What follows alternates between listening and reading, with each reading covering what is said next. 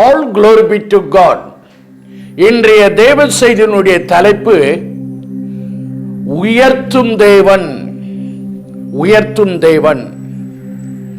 அதற்கு ஆதாரமாக எடுத்துக்கொண்ட திருமறை பகுதி 113 சங்கீதம் 7 வசனத்தை சபையார் அனைவரும் எடுத்துக்கொள்ளுங்கள். சங்கீதம் 113 7வது வசனம்.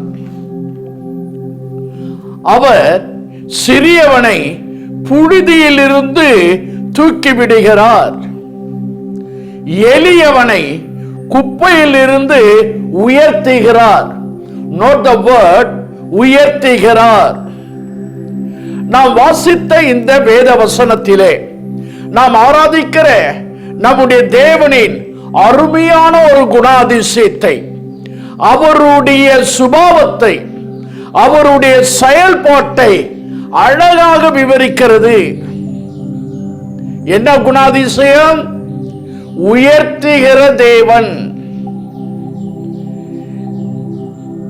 இந்த வார்த்தை நம்முடைய வாழ்க்கையை பெரிய மாற்றத்தை தரப்போகிறது, பெரிய மாற்றத்தை உண்டாக்கும். எனக்கு அன்பானவர்களே, சற்று யோசித்து பாருங்கள். மனிதன் எப்பொழுதும் நம்மை கீழே தாழ்த்துகிறான், மற்ற ரகமாக நம்மை நினைக்கிறான். சத்துரு கீழே தள்ளிவிடுகிறான். சாத்தான் எப்பொழுதும் நம்முடைய ஸ்தானத்தில் இருந்து வீழ்த்துகிறான். ஆனால் நாம் ஆராதிக்கிற நம்முடைய ஆண்டவராகிய இயேசு கிறிஸ்து நம்மை கீழான நிலைமையில் இருந்து அவர் உயர்த்துகிறார், உயர்த்துகிறார். நம் தேவன் யார்? எல்லாரும் 2 கரங்கள் உயர்த்தி சொல்லுங்க. என் தேவன், நான் ஆராதிக்கிற தேவன், நான் நம்பியிருக்கிற தேவன் உயர்த்துகிற தேவன், உயர்த்துகிற தேவன். சிறியவனை புழுதியில் இருந்து தூக்கி எடுக்க எல்லாராலும் முடியுமா? நிச்சயமாக முடியாது. எளியவனை குப்பையில் இருந்து உயர்த்த எல்லாராலும் முடியுமா? நிச்சயமாக முடியாது. யாரால் முடியும்? எல்லாவற்றையும் செய்ய வல்லவரால் மட்டும்தான் முடியும். உதாரணத்துக்கு ஒரு ஆர்கனைசேஷன் இருக்கு. அந்த ஆர்கனைசேஷன்ல ஒருவன் உயர்த்தப்படணும். எல்லாராலும் அந்த ஆர்கனைசேஷன்ல இருக்கிற ஒரு நபரை, எளியவரை உயர்த்திடுவாங்களா? உயர்த்த முடியுமா? முடியாது. அந்த ஆர்கனைசேஷனுடைய ஹெட் நினைத்தால், ஹெட் தலைவர் நினைத்தால், ஸ்தாபகர் நினைத்தால் அந்த ஆர்கனைசேஷன்ல எளியவனை உயர்த்த முடியும். அதே போலதான் ஒரு இன்ஸ்டிடியூஷன் இருக்கும் ஒரு எளியவனை, சிறியவனை, ஏழையை, வறுமையில் இருப்பவனை எல்லாராலும் உயர்த்த முடியுமா? முடியாது. அந்த இன்ஸ்டிடியூஷனுடைய ஸ்தாபகர், ஹெட், தலைவர் அந்த இன்ஸ்டிடியூஷன் முழுவதையும் தன் கண்ட்ரோல்ல வைத்திருக்கிறாரே, அவர் நினைத்தால் முடியும். அதுபோல நம்மை உயர்த்துகிற தேவன் எப்படிப்பட்டவர்? சங்கீதம் 47 9வது வசனம். 47ஆம் சங்கீதம் 9வது வசனம். He is greatly exalted. நம் கர்த்தர் மகா உன்னதமானவர், மகா உன்னதமானவர். உன்னதமான தேவன் நிச்சயமாக நம்மை உயர்த்துவார். 1 நாளாகமம் 29ஆம் அதிகாரம் 12வது வசனம். நம் தேவன் எல்லாவற்றையும் சர்வத்தையும் ஆளுகிற தேவன். நம் தேவனுடைய கட்டுப்பாட்டில் எல்லாவற்றையும் வைத்திருக்கிறார். முழு கண்ட்ரோல் அவரிடத்தில் தான் இருக்கு. நம் தேவனுடைய கரத்திலே சத்துவம் இருக்கிறது. நம் தேவனுடைய கரத்திலே வல்லமை இருக்கிறது. சர்வத்தையும் படைத்தவர், சர்வத்தையும் உடையவர், சர்வத்தையும் ஆளுகிறவர். அவரால் உங்களையும் என்னையும் உயர்த்த முடியும். எவரையும் மேன்மைப்படுத்தவும் எவரையும் பலப்படுத்தவும் நம் தேவனின் கரத்தினால் ஆகும். அந்த வார்த்தையை மறந்துடாதீங்க. நான் ஆராதிக்கிற தேவன் சர்வத்தையும் படைத்தவர், சர்வத்தையும் உடையவர், சர்வத்தையும் ஆளுகிறவர். எவரையும் மேன்மைப்படுத்தவும் எவரையும் பலப்படுத்தவும் அவரால் ஆகும். காரணம் என்ன? இந்த உலகமும் சர்வமும் அவருடையது. நாம் இப்ப வாசித்த சொன்ன அந்த பர்சனாலிட்டி இந்த உலகத்தில் வேறு யாராச்சும் இருக்கிறதா? யாருக்கு கிடையாது, அவருக்கு மட்டும்தான் உண்டு. பிலிப்பியர் 2:11 எல்லா நாமத்துக்கும் மேலான நாமம் உடையவர். ஆகவே நிச்சயமாக நம்முடைய தேவன் நம்மை உயர்த்துவார். இந்த தேவன் தன்னுடைய பிள்ளைகளை உயர்த்துகிறவர். உங்க வேலையிலே உயர்த்துவார், உங்கள் வருமானத்தை உயர்த்துவார், உங்க தொழிலை உயர்த்துவார், உங்களுக்கு கிருபையிலே உயர்த்துவார். பிரியமானவர்களே, உயர்த்துகிற தேவன். இந்த உலகத்தில் எல்லா மனிதர்களும் எதை விரும்புகிறார்கள்? உயர்வை தான் விரும்புகிறார்கள். இப்போது நான் இருக்கிற நிலைமையிலிருந்து சற்று உயர வேண்டுங்க, அதுக்கு தாங்க நான் உழைக்கிறேன். என்னங்க லீவ் போடாம இப்படி உழைக்கிறீங்க, மாடு மாறி உழைக்கிறீங்க. உயர்வு பெறணும். இப்ப இருக்கிற நிலைமை விட்டுட்டு நான் உயரணும். ஆகவேதான் உயர்வுக்காக நான் உழைக்கிறேன். உயர்வை நாடுகிறார்கள், உயர்வை பெற ஓடுகிறார்கள், பிரயாசப்படுகிறார்கள். S R no? இந்த உலகம் உயர்வை பெறுவதற்கு அநேகருடைய உதவியை நாடுகிறார்கள். அநேகருடைய உதவி தேவைப்படுகிறது. சிலருக்கு குடும்பம் ரொம்ப ரொம்ப சப்போர்ட்டிவாக இருக்கும். குடும்பத்தினால அவர்கள் உயர்ந்துட்டு இருப்பாங்க. சிலர் லட்சக்கணக்கில் பணத்தை செலவு செய்து அவர்கள் உயர்வை பெற்றிருப்பார்கள்.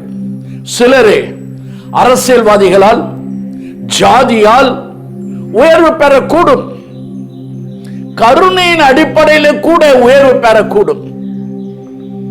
இல்லை பாஸ்டர், இப்படிப்பட்ட வாய்ப்பு, இப்படிப்பட்ட ஸ்லாக்கியம் எனக்கு இல்லை பாஸ்டர், நான் தனிமைப்படுத்தப்பட்ட ஒரு மனிதன், எனக்கு உதவி செய்ய யாருமே இல்லை, நான் உயரணும் என்பதற்கு புத்திமதி சொல்வதற்கு எவரும் இல்லை, உயர் வழி காட்ட கை பண்ண என்னை யாரும் இல்லை என்று நினைக்கிறீர்களா? மனம் கலங்காதீர்கள். நான் பிரசங்கிக்கிற என் தேவன் உன்னை உயர்த்த வல்லமை உள்ளவராக இருக்கிறார். எனக்கு யாருமே இல்லைன்னு சொல்லாதீங்க. உன்னை உயர்த்துகிற தேவன் உனக்குள் இருக்கிறார், உனக்குள் இருக்கிறார். தயவு செய்து உங்க பிறப்பை பார்க்காதீர்கள். தயவு செய்து உங்க குடும்ப சூழ்நிலைகளை பார்க்காதீர்கள். நீ எந்த கோத்திரத்தில் இருக்கிறாய், எந்த ஜாதியில் இருக்கிறாய், எந்த ஊரில் இருக்கிறாய், எந்த பெற்றோருக்கு பிறந்திருக்கிறாய் என்பது முக்கியம் அல்ல. நீங்க தேவ பிள்ளைகளாக இருக்கிறீர்களா? அதுதான் முக்கியம். தயவு செய்து உலகத்தின் அப்பாவே, உலகத்தினுடைய பெற்றோருடைய பேக்ரவுண்டை பார்க்காதீர்கள். உங்க பரம தகப்பனை பாருங்கள், உங்க பரம தகப்பனை பாருங்கள். நீங்கள் ஆராதிக்கிற அப்பா ஐஸ்வர்ய சம்பர்ணர். நீங்கள் ஆராதிக்கிற அப்பா பொன்னும் என்னுடையது, வெள்ளியும் என்னுடையது, பூமி நிறைவும் உடையது, இந்த பெட்ரோல் கிணறுகள் என்னுடையது, நிலக்கரி சுரங்கங்கள் என்னுடையது, வனாதி வானங்கள் எல்லாம் என்னுடையது. நீங்கள் அவருடைய பிள்ளைகள். அவருக்கு சொந்தமான இவைகள் எல்லாம் உங்களுக்கு சொந்தம், உங்களுக்கு சொந்தம். ஆண்டவர் நம்மை எந்த அளவுக்கு உயர்த்துகிறார்? எபிரேயர் 2 அதிகாரம் 10வது வசனம், தேவதூதர்களுக்கு மேலாக நம்மை உயர்த்தி உன்னதத்திலே அவரோடு உட்காரும்படி செய்கிறார். எனக்கு பிரியமானவர்களே, மனம் கலங்காதீர்கள். உயர்த்துகிற தேவன். நான் வாசித்த வேத வசனத்திலே ஒரு வார்த்தை வருகிறது, புழுதி. புழுதி என்றால் என்ன? மதிப்பு இல்லாதது. புழுதி ஒரு பிரயோஜனம் இல்லை. புழுதி ஒரு இடத்துல நிலையாக நிற்காது. காற்றினால் அடிக்கப்பட்டு இங்க இருக்கு அங்கு போயிடும். மறக்கப்பட்ட நிலைமை புழுதி. பிரியமானவர்களே, கீழான நிலைமை, நிலையில்லாத ஒரு நிலைமை, பிரயோஜனமற்ற நிலைமை, வெறுக்கக்கூடிய ஒரு நிலைமை புழுதி. தேவன் அந்த புழுதியை தான் கரத்தில் எடுத்து உயர்த்துகிறார். இந்த உலக மக்களை பாருங்கள், உற்றார் உறவினரை பாருங்கள், நண்பர்களை பாருங்கள், அக்கம் பக்கத்தில் இருப்பவர்களை பாருங்கள். உங்கள் மூலமாக ஏதாகிலும் உதவி ஏற்பட்டால், ஒரு நல்ல காரியம் ஏற்படும் என்றால் உங்க மேல பாச வைப்பாங்க, நேச வைப்பாங்க. இல்லைன்னா உங்களை தூக்கி போட்டுடுவாங்க. உங்க திறமை, உங்க வேலை, உங்களுடைய சுறுசுறுப்பு, உங்களுடைய உடல் அழகு, உங்க வலிமை, உங்க பணபலம், பதவி பலத்தினால் அவர்களுக்கு ஏதாகிலும் உங்களிடத்திலிருந்து உதவி, உயர்வு, லாபம் வரணும் என்றால் உங்கள் மீது பாச வைப்பார்கள், நேச வைப்பார்கள், அன்பு வைப்பார்கள். அதே நேரத்திலே ஒருவன் வியாதி படுக்கையில் இருக்கிறான், யாராக நேசிப்பார்களா? ஒருவன் கடன்காரனாக இருக்கிறான், வறுமையிலே காணப்படுகிறான், நேசிப்பார்களா? ஒருவனுக்கு வேலையே இல்லை, நேசிப்பார்களா? எத்தனை பேர் நேசிப்பார்கள்? அதுதான் புழுதி. அதுதான் புழுதி. இப்படிப்பட்டவர்களை தான் கர்த்தர் தன் கரத்திலே எடுக்கிறார். கீழான நிலைமையில் இருந்து, மறக்கப்பட்ட நிலைமையில் இருந்து, நிலையில்லாத நிலைமையில் இருந்து தன் கரத்திலே எடுத்து உயர்த்துகிறார். புழுதியில் இருப்பவனை. நான் வாசித்த வசனத்தில் இன்னொரு வார்த்தை, குப்பை. குப்பை என்றால் என்ன? தூக்கி எறியப்பட்டது. பிரதர், நானே எப்பவோ அவனை கை கழுவி விட்டுட்டான் பிரதர், அதுதான் குப்பை. குப்பையை போல ஒதுக்கப்பட்ட நிலைமை, குப்பையை போல தள்ளப்பட்ட நிலைமை, குப்பையை போல நாம் வெறுக்கப்பட்ட நிலைமை. குப்பை என்றால் நமக்கு தேவையில்லாத ஒன்று. ஒரு சமயம் நாம் தேவைப்பட்டோம், இப்போ நாம் மற்றவர் தேவையில்லை, தூக்கி போட்டுடுவாங்க. உதாரணம், இப்போ நான் வாழை இலையில சாப்பிடணும், எனக்கு வாழை இலை தேவை, வாழை இலை ரொம்ப ரொம்ப அவசியம், வாழை இலையில சாப்பிடுறோம். நான் சாப்பிட்ட பிறகு அந்த வாழை இலை எனக்கு தேவையில்லாத ஒன்றாக மாறிவிட்டது, குப்பையில தூக்கி போட்டுறோம். நாம் ஒரு காலத்திலே மற்ற தேவைப்பட்டோம், உதவியாக இருந்தோம், அவர்கள் ஏறி வர அவர்கள் பயனாளிகளாக இருந்தோம். ஆனால் இப்போ அவர்களுக்கு நாம் தேவைப்படல, நம்மை தூக்கி எறிந்து விட்டார்கள். மனிதர்களால் வெறுக்கப்பட்டு, தூக்கி எரிக்கப்பட்டு, புறங்கணிக்கப்பட்டு, இவன்லாம் எனக்கு தேவையில்லைப்பா, இவன்லாம் ஒரு மனுஷனா, இவன்லாம் ஒரு ஆளா என்ற நிலைமையிலே நீ வாழ்ந்தால், என் வேதம் சொல்லுகிறது, அந்த குப்பையில் இருக்கிறவனை நான் தூக்கி என் கரத்திலே தூக்கி எடுப்பேன், அவனை உயர்த்துவேன். நீ சிறியவனாக புழுதியில் இருப்பதுதான் எனக்கு நல்லது என்று ஒரு நாள் ஆண்டவர் சொல்லவே மாட்டார். நீ எளிமையாக குப்பையில் இருப்பது நல்லது என்று ஒரு நாளும் ஆண்டவர் சொல்ல மாட்டார். குப்பையில் உள்ளவனை குடிசையில கொண்டு போய் உட்கார வைப்பேன் என்று சொல்லவில்லை. குப்பையை பொறுக்குனாவே அதில் நல்ல இன்கம் இருக்கு. குப்பையை சேல்ஸ் பண்றாங்க, அவனால் குடிசை கட்ட முடியும். வேதம் என்ன சொல்லுகிறது? குப்பையில் உள்ளவனை குடிசையிலே கொண்டு போய் உட்கார வைப்பேன் என்று சொல்லவில்லை. மேன்மையான கோபுரத்திலே கொண்டு போய் உட்கார வைப்பேன், ராஜாவோடு உட்கார வைப்பேன். அருவருக்கப்படத்தக்கவன், அருகதை இல்லாதவன், அதிபதியோடு கூட உட்கார வைப்பேன். பிரியமானவர்களே, முன்னாள் அமெரிக்க ஜனாதிபதி ஆபிரகாம் லிங்கனுடைய சரிதையை படித்து பார்த்தீர்களா? அவர் சாதாரண ஒரு செருப்பு தைக்கும் குடும்பத்தில் பிறந்தவர். ஆபிரகாமுடைய முக தோற்றம் அருவருப்பாக இருக்கும். அப்படியே ஒட்டிய முகம், உடல் அமைப்பு அழகாக இருக்காது. அநேகர் அவருடைய உடல் தோற்றத்தை, முகத்தை பார்த்து கிண்டல் செய்தவர்கள் உண்டு, கேலி செய்தவர்கள் உண்டு, பரிகாசம் செய்தவர்கள் உண்டு. இவரை யாருமே மதிக்கல. இவங்களுடைய பாட்டி அடிக்கடி சொல்லுவாங்க, ஒரு கையில் ஒரு பைபிள் கொடுத்து, இது வேதம் உன் போராட்டத்தின் காலத்திலே, உன் இருளின் வாழ்க்கையிலே இது வெளிச்சமாக இருக்கும், இது உன்னை நடத்தும், இது உன்னை உயர்த்தும். தினந்தோறும் பைபிளை படி, தினந்தோறும் பைபிளை படி என்று ஒரு பைபிளை கொடுத்தார்கள்.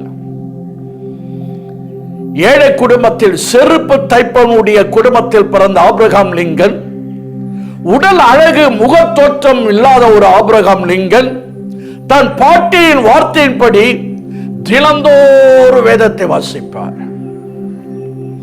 தினந்தோறும் வேத வசனத்தை மனப்பாடம் செய்வார், தேவ சமூகத்தில் விழுந்து ஜெபிப்பார். ஜெப வீரர் அவர். என்ன ஆச்சரியம்! தேவன் தன்னுடைய மகா கிருபை அவர் மீது ஊற்றினார். அமெரிக்கா தேசத்தின் அதிபதியாக உயர்த்தப்பட்டார். பிரியமானவர்களே, நான் பிரசங்கிக்கிற என் தேவாதி தேவன் உங்களையும் என்னையும் புழுதியில் இருந்து, குப்பையில் இருந்து உயர்த்துகிற தேவன், பிரபுக்களோடு அதிபதிகளோடு கூட உட்கார வைக்கிற தேவன். பிரியமானவர்களே, 1 சாமுவேல் 10ஆம் அதிகாரம் 27வது வசனத்தை வாசித்து பாருங்கள். பேலியாளின் மக்கள், இவனா நம்மை ரட்சிக்க போகிறான் என்று சொல்லி அவனுக்கு காணிக்கை கொண்டு வராமல் அவனை அசட்டை பண்ணினார்கள். அவனோ காது கேளாதவன் போல இருந்தான். இவனா நமக்கு ராஜா, மூஞ்ச பாரு, முகரை பாரு. சவுலை குறித்து அலட்சியமாக பேசினார்கள். இவனா நம்மளை ஆள போறான், இவனா ராஜா.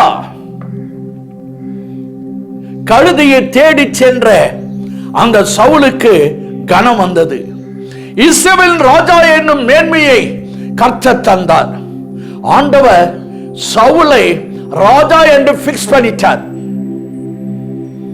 ஆண்டவர் உயர்வில் பிக்ஸ் பண்ணிட்டார். யாரால் தடுக்க முடியும்? பேலியாளின் மக்கள் அசட்டப்படினார்கள். இவனா நமக்கு ராஜா, இவனா ரட்சிக்க போகிறான், ஆளுகை செய்யக்கூடிய திறமை இருக்கிறதா? நாம் எதுக்கு இவனுக்கு காணிக்க கொண்டு போகணும்? அலட்சியப்படுத்தினார்கள். ஆனால் தேவன் சவுலை ராஜா என்று பிக்ஸ் பண்ணிட்டார். அவர் பிக்ஸ் பண்ணிட்டால் யாராலே எடுக்க முடியாது. 1 சாமுவேல் 11ஆம் அதிகாரம் 14-15 வசனங்களை வாசிங்கள். அம்மா புத்திரர்கள் வந்த போது ஒருவரோடு ஒருவர் போகாத படிக்கு அம்மா புத்திரை முறியடித்தான். கர்த்தர் சவுலை ராஜாவாக அபிஷேகம் பண்ணி ராஜ்யபாரத்தை ஸ்திரப்படுத்தினார். ஜனங்கள் சவுலை ராஜாவாக ஏற்படுத்தி வைத்தார்கள். அலட்சியப்படுத்தப்பட்ட சவுல், இவனா எனக்கு ராஜா, இவனை பார்த்த ராஜா மாதிரி இல்லையே, இவனை பார்த்த ஆளுகள் மாதிரி இல்லையே, கேலி கிண்டல் அலட்சியப்படுத்தியவர்கள் இப்பொழுது அவனை ராஜாவாக நீதான் இருக்க வேண்டும் என்று சொன்னார்கள். கர்த்தர் சவுலை ராஜாவாக உட்கார பிக்ஸ் பண்ணிட்டார். உலகமும் உலகத்தில் இருக்க மக்களும் அசத்த பண்ணினாலும் நீங்கள் கவலைப்படாதீர்கள். மக்கள் என்னை அலட்சியப்படுத்துறாங்க, கவலைப்படாதே. உன்னை கர்த்தர் உயர்த்த திட்டம் வைத்திருக்கிறார். கர்த்தர் உன்னை உயர்த்த திட்டம் வைத்திருக்கிறார்.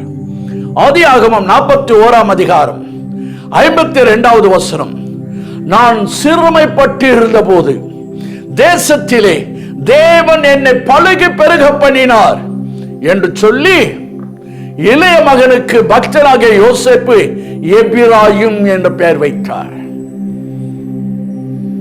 எபிராயிம் பலுகி பெருக பண்ணின ஒரு தேவன். தன்னோடு கூட இருந்த சகோதரர்களால் வெறுக்கப்பட்டவன், தன்னோடு கூட இருந்த சகோதரர்களால் பகைக்கப்பட்டவன், தன்னோடு கூட இருந்த சகோதரர்களால் பரிகாசம் செய்யப்பட்டவன், தன்னோடு கூட இருந்தவர்களே குழியில தூக்கி போட்டார்கள், தன்னோடு கூட இருந்தவர்களே அவனை விற்றார்கள். இப்பொழுது போத்திபார் மனைவி செய்யாத குற்றத்தை செய்ததாக சொல்லி 10 வருஷம் சிறையிலே அடைக்கப்பட்டான். அந்த சிறையில் கூட பானபாத்திர தலைவனுக்கு வியாக்காரம் செய்தான். அந்த பானபாத்திர தலைவன் கூட பக்தராக யோசேப்பை மறந்து போனான். என்ன ஆச்சரியம்! என் தேவன் அந்த பக்தனாகிய யோசேப்புக்கு கொடுத்த தரிசனத்தின்படி அவனுடைய 30வது வயதிலே அந்த தேசத்தின் அதிபதியாக உயர்த்தினார். வேதம் சொல்லுகிறது, எகிப்து தேசத்திலே பக்தனாகிய யோசேப்பு 80 வருடங்கள் அதிபதியாக வாழ்ந்தார். 30வது வயதிலே அதிபதியை பெற்றார். ஆனால் 80 வருஷம் அதிபதியாக இருந்தார். சிறுமைப்பட்ட இடம், சிறுமைப்பட்ட குடும்பம், சிறுமைப்பட்ட வேலை ஸ்தலம், சிறுமைப்பட்ட தொழில், சிறுமைப்பட்ட ஊழியம், அந்த இடத்திலே கர்த்தர் உங்களை பலுகி பெருக செய்வார். உங்களை சிறுமைப்பட்ட இடத்தில் இருந்து தூக்கி எடுக்கிறார். அவமானத்தை நீக்குகிறார். செய்யாத ஒன்றை செய்ததாக சொல்லி உன் மீது பழி போட்டார்களே, அந்த பழிச்சொல்லை நீக்குகிறார். அந்த நிந்தைகளை நீக்குகிறார். உன்னை அவமானப்படுத்தினவர்கள் நடுவிலே, உன்னை கேவலமாக பேசின மக்களின் நடுவிலே, உன்னை புறக்கணிக்க யார் புறக்கணித்தார்களோ அவர்கள் நடுவிலே அவர் உன்னை உயர்த்துகிறார். பிரியமானவர்களே, இன்றைக்கு நீ சந்திக்கிற வேதனைகளை, போராட்டங்களை, சிறுமைகளை பார்த்து அழாதீர்கள். அவைகளை மாற்றி உன்னை உயர்த்த வல்லமை உள்ளவராக இருக்கிறார். யோசேப்பு ஒரு பெரிய தரிசனத்தை பெற்றவர். கூட இருந்தவர்களே தரிசனத்தை புரிந்து கொள்ளவில்லை. கூட இருக்கிறவர்களே அலட்சியம் செய்தார்கள். நாள் ஒன்று வரும், அந்த நாள் உங்களை உயர்த்தும் நாளாக இருக்கும். ஏற்ற காலத்திலே கர்த்தர் உங்களை உயர்த்துவார். உங்களுடைய உயர்வை யாராலும் தடுக்க முடியாது என்பதை இயேசு நாமத்தினால் சொல்லிக் கொள்கிறேன். பக்தனாகிய தாவீதுடைய சரிதை சற்று சொல்லட்டும். ஆடுகளை மேய்த்துக் கொண்டு வனாந்தரத்தில் அலைந்து திரிந்தவன் கர்த்தர் இஸ்ரவேலினுடைய ராஜாவாக அபிஷேகித்து உயர்த்தினார். சுமார் 40 வருடம் அரசாட்சியை செய்தார். ஒரு முறை தன் சொந்த பையன் அப்சலோம் தாவீதிற்கு விரோதமாக எழுப்பினான். ஆட்சியை கவிழ்த்தான். தாவீது அப்சலோமுக்கு பயந்து வனாந்தரத்துக்கு ஓடி போனார். ஒரு குகையிலிருந்து இன்னொரு குகை, ஒரு வனாந்தரத்திலிருந்து இன்னொரு வனாந்தரம், ஒரு மலையிலிருந்து இன்னொரு மலைக்கு ஓடி போனார். 2 சாமுவேல் 16ஆம் அதிகாரம் 7-8 வசனங்கள். சவுலின் உறவினன் சீமேயு தாவீதை கேவலமாக திட்டுகிறான். செத்த நாய்டா நீ, ரத்த பிரியனே, பேலியாளின் மனுஷனே, தொலைந்து போ, தொலைந்து போ. சீமேயி தாவீதை சிறுமைப்படுத்தினான். கர்த்தர் ராஜ்யபாரத்தை அப்சலோம் கையில் ஒப்பு கொடுத்திருக்கிறார். இதோ உன் அக்கிரமத்தில் அகப்பட்டாய் என்று கேவலமாக பேசினான். தாவீதோடு கூட இருந்தவர்கள் அந்த சீமையை தண்டிக்க வேண்டும், கொலை செய்ய வேண்டும், வெட்ட வேண்டும் என்று துடித்தார்கள். வெற்றி போடணும் சொன்னாங்க. 2 சாமுவேல் 16ஆம் அதிகாரம் 11வது வசனம். தாவீது எல்லாரையும் பார்க்கிறார். எல்லாரையும் பார்த்து சொல்றார், அவன் தூஷிக்கட்டும். என் சொந்த பையனே எனக்கு எதிரியாக மாறிட்டான், இவன் தூஷிக்கட்டும், போட்டோம். இவர்களை கர்த்தர் பார்க்கிறார். 2 சாமுவேல் 16ஆம் அதிகாரம் 12வது வசனம். ஒருவேளை கர்த்தர் என் சிறுமியை பார்த்து அவன் நிந்தித்த நிந்தனைகளுக்கு பதிலாக நன்மையை சரி கட்டுவார். உங்களை கிண்டல் பரிகாசம் கேவலப்படுத்துகிறார்களா, தூஷிக்கிறார்களா, சீமையை போல தொலைந்து போ என்று சொல்லுகிறார்களா? ஒன்று தாவீது சொல்லுகிறார், என் சிறுமியை பார்த்து என் நிந்தித்த நிந்தனைகளுக்கு பதிலாக எனக்கு நன்மையை சரி கட்டுவார். யார் பேசினால் என்ன, யாரு என்ன பேசினால் என்ன, அவள் இடத்தில் சென்று சண்டை போடாதீர்கள். அந்த நிந்தித்த நிந்தையை பார்த்து கேட்டு அந்த நிந்தையை நீக்கி நிந்தைக்கு பதிலாக உயர்த்துகிற கர்த்தர் ஒருவர் உண்டு. கர்த்தர் ஒரு உயர்வை தந்தார். வேதம் சொல்லுகிறது, ஒரு வாரத்துக்குள்ளே மீண்டும் பக்தனாகிய தாவீதுக்கு ராஜ்யபாரத்தை தந்தார். என் சிறுமையிலே நீரே எனக்கு ஆறுதல். 2 சாமுவேல் 22ஆம் அதிகாரம் 28வது வசனம். 22-28. சிறுமைப்பட்ட ஜனத்தை ரட்சிப்பீர், விடுவிப்பீர், உயர்த்துவீர். எத்தனை பேர் விசுவாசிக்கிறீங்க? எத்தனை பேர் விசுவாசிக்கிறீங்க? இந்த வார்த்தை கர்த்தர் நிச்சயமாக உங்க வாழ்க்கையை நிறைவேற்றுவார். நீ எளியவன், நீ வறுமையில் இருக்கிறவன், புறங்கணிக்கப்பட்டவன், நீ ஒதுக்கப்பட்டவன், நேசிக்கக்கூடியவர் யாரும் இல்லை. எப்படி இந்த உலகத்தில் நான் உயர்வேன்? மீண்டும் சொல்லட்டும், உங்க குடும்ப பேக்ரவுண்ட பார்க்காதீங்க. நீங்கள் ஆராதிக்கிற கர்த்தரே பாருங்க, கர்த்தரே பாருங்க. அவர்தான் உங்களுக்கு பரம தகப்பன். அவர் உங்களை உயர்த்துகிற தேவன்.